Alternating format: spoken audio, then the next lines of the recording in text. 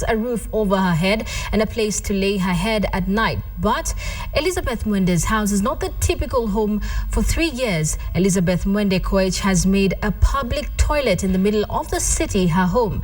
A land dispute saw her being ejected from her home in Kibwezi, and now as her children seek their fortunes across the country, the widowed Elizabeth wanders from office to office with her 10-year-old grandson seeking answers. Here's Wilkester Nyabwa with this story. It is often said that home is where the heart is. But for 70-year-old Elizabeth Mwende, home is nothing more than a place where she stores her belongings and lies down to sleep. It can mean no more to her, given that for the last 3 years, Elizabeth's home has been an abandoned public toilet in the heart of the city. She lives here with her 10-year-old grandson. She carefully unlocks the door and throws it open to reveal a room crammed with all her earthly belongings. A section of these suspended from the ceiling. Elizabeth perches on the toilet bowl as one would on a couch in a living room, the graffiti on the wall as familiar to her as the works of art in any other house. By day, she is a beggar, seeking her fortune on the streets of Nairobi as her grandson Jeremy goes off to school. In the evening, they return home to eat whatever they can find and then pull out beddings and lay them on the cold toilet floor. Here they lie, staring at a toilet bowl that, though no longer in use, is far from clean. Their comfort is secondary. All they have is the assurance of a roof over their heads. But Mwende did not always live like this. Once upon a time, Mwende had a proper home with a warm bed and all the comforts of home. Elizabeth Mwende got married to Koech, a district commissioner, and they were blessed with children. They led a blissful life until 2007, when the country experienced post-election chaos. Koech died shortly after the skirmishes. Kulikuwa mapigano na mayo ile ya Raila na Kibaki na alikuwa DC. Saa ile alienda anaamka hapa kwa town akienda Kericho na akirudi mnyamba sikuwezi kujua sana na huwezi kujulikana sio aliuawa. And this, Mwende says, is where her troubles began. Her family fell upon hard times. Mwende took in her grandson when her daughter could no longer care for him. Up until that point, she owned land in Kibwezi.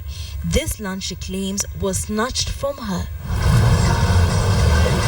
We decided to go right to the heart of the controversy, to visit the land in dispute, and so we set off for Ukambani, moving farther away from the city and deeper into a region where the earth cries for a drop of water.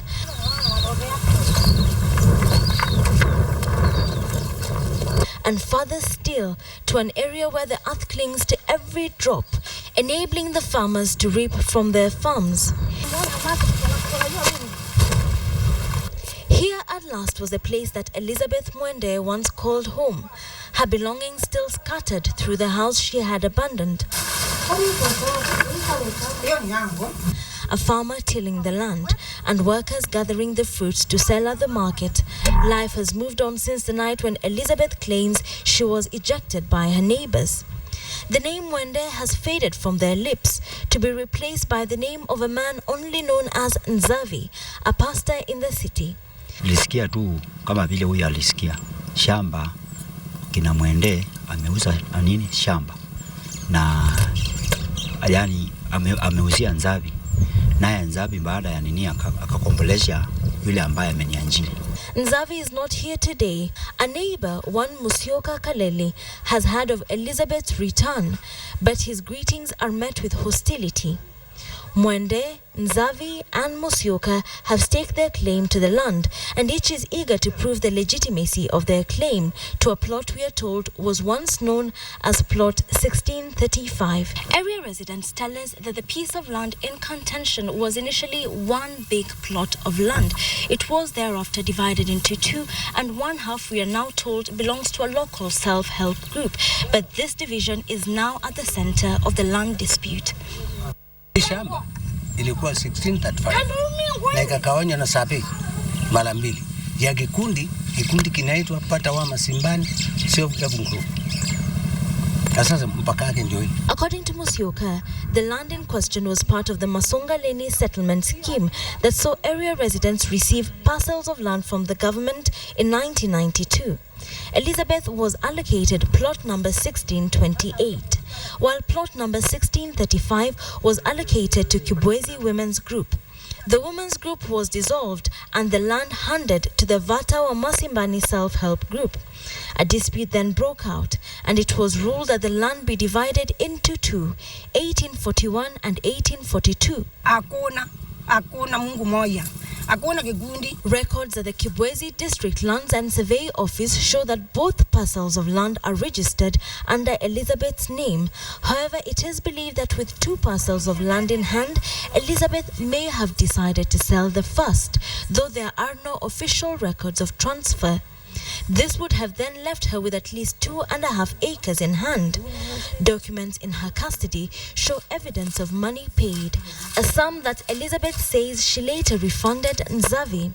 The funds, she said, were paid in the understanding that Nzavi was only leasing the land, yet questions abound as to the circumstances that saw Nzavi build a brick house on the disputed plot of land. Sasa Nzavi ndio mwenye nyumba.